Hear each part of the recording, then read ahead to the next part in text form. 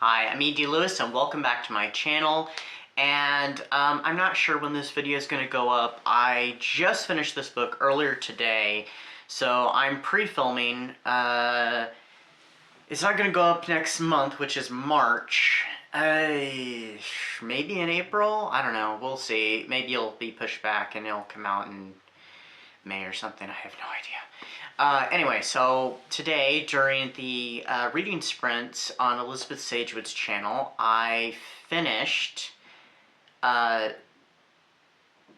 of my reads for the Gothic Hearts Reading Challenge. It was the BIPOC, read a Gothic story with a BIPOC character, and with a main character, and that is The Hacienda by Isabel Cañas.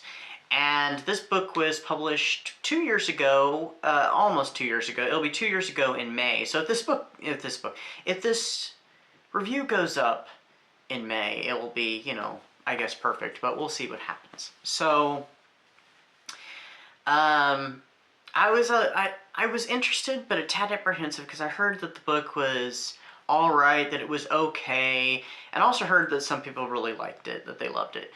So I was a little apprehensive about it, but I was still really interested, so... and I unfortunately had to change from doing the Kindle version to doing the Audible instead, which I'm glad I did, actually. I'm glad it worked out that way because I really liked the performances in it. So what is this book about? It is about a woman named Beatrice, and her family has fallen on very hard times since the Mexican War of Independence against Spain happened. Her father is no longer, in the picture, and her family has become, they've fallen from their status. So Beatrice ends up marrying a very rich man who was on the other side from her father, and his name is Rodolfo. She marries him, he's of high status, and she moves to his home, the Hacienda at San Isidro, sorry. And from the moment she walks in, she knows something just is not quite right. The servants kind of size her up a little bit, trying to take judgment on her. Her sister-in-law acts very... Is terse the right word? We're gonna go with it. Very terse with her, and it's not a very welcoming atmosphere, but soon she learns that there's something else going on at this hacienda. This hacienda is haunted by a malevolent entity. And so she, seeks out the church, and she finds and meets this priest, Padre Andreas, and he is the only person who is willing to and can help her. So, yeah, this was an interesting little book. Very similar in many ways to Mexican Gothic, and yeah, it does have some Rebecca. It even says, a mixture of those two, and yeah, it has some bits in it, especially Rebecca, the previous wife, who was Doña Catalina, which ironically, there is a character in Mexican Gothic called Catalina. Yeah, there's whispers about how she had died and stuff, and, she's really curious about the previous wife, and she's like, what is she like? And wonders if she's being compared to her. And when she meets Andreas, there's like an instant connection and spark that seems to grow throughout the book. So there is a bit of a romance that sparks between her and Andreas. And I really liked the character Andreas. He was very interesting, and his background, because he's not just a priest. He's also, no, we're not going to say that because that would be a spoiler. But let me just say this right out. I did enjoy Mexican Gothic. I did like the book. I didn't love it, but I did really like it. This I liked better. I thought this was a much better book. Mexican Gothic did have some problems, and this book, I think, didn't really have those problems, or at least the problems weren't as prominent, as glaring as the problems were with Mexican Gothic. The romance is one of them. The romance has a little bit more of a place and a little bit more of a presence as opposed to Mexican Gothic, where it's like, just, it's there, but just like lightly touched upon, like it's almost non-existent. But this one, it's very, very existent, and it does kind of grow. I mean, there is an instant connection, but it's not insta-love, though.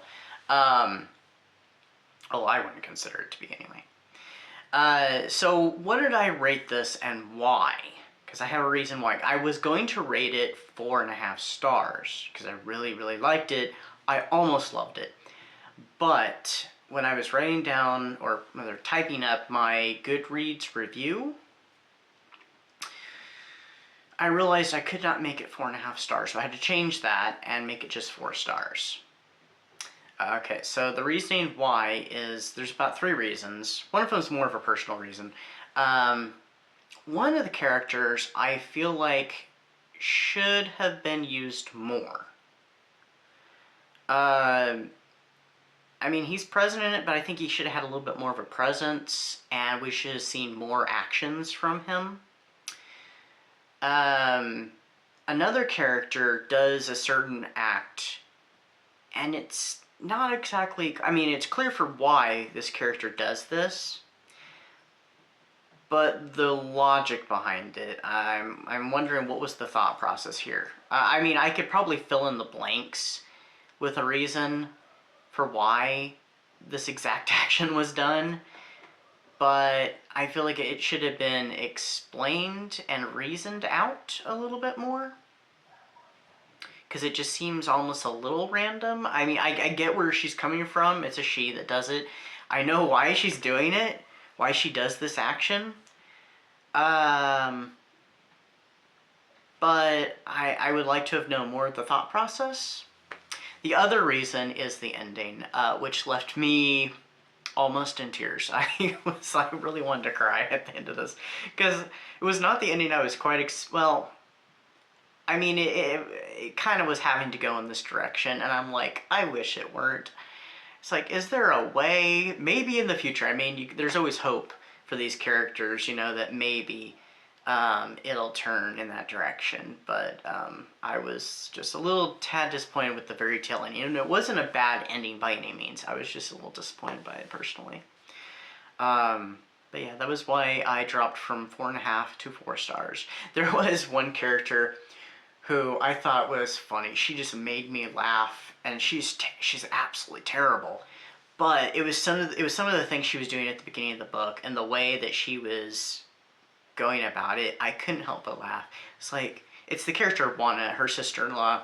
She is such a, you can fill in the blank with whatever word you want to use right there, but I couldn't help but find her amusing at the beginning. I couldn't help but laugh at some of the comments that she would make. And I was just like, that was terrible, but it still left me kind of, you know, giggling a little bit, because I'm like, wow, okay. So I'm like, I like her. Yeah. At least at the beginning, anyway. Her character does go through a change, and the change thing. So that's something with it. I'm going to make a little comparison with Mexican Gothic here, because I was trying to not go too much in that territory, because spoilers.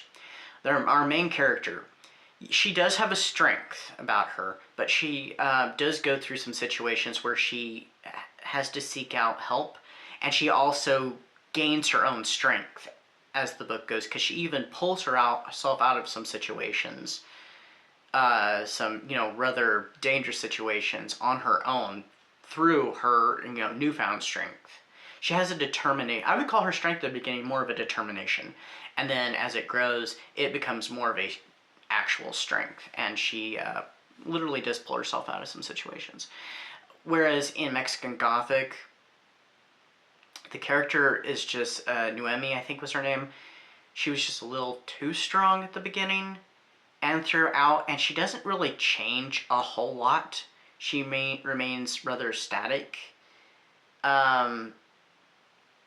Beatrice, she does go through some change. She does get some transformation, so she's a more dynamic character.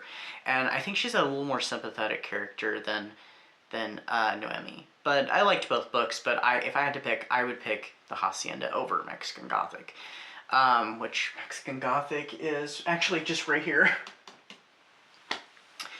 But yeah, I'm really interested in her second book, and I'm not sure, is it El Norte or El Norte? I'm not sure, but we'll just say El Norte. Vampires of El Norte, which is kind of I think it's another one of those, it's a Gothic romance, Gothic horror, Western, and it has vampires, so it's a supernatural Gothic, just like this one is. So, yeah, and I think it's a little longer, so I'd be interested in checking it out, so anyway. But, yeah, a little journey back to the Gothic Hearts, because by the time this video goes up, Gothic Hearts has been over for a little while. Anyway, I'm not sure when this video is coming up, so if this is my first video since my little hiatus during March, except for my poetry videos, hey, I'm here. If not, I've been around, I don't know, so we'll see. But this is, you know, we're in the second half of February when this is being filmed, so, yeah, we've got another full week, like a week and a half, I think. A week and a half, I think, of February left. So I've still got some Gothic Hearts reads to finish. I'm almost finished with another one, and I got those other ones that I'm switching to and doing. So anyway, stay spooky, stay safe, and I'll see you next time. Until next time, though.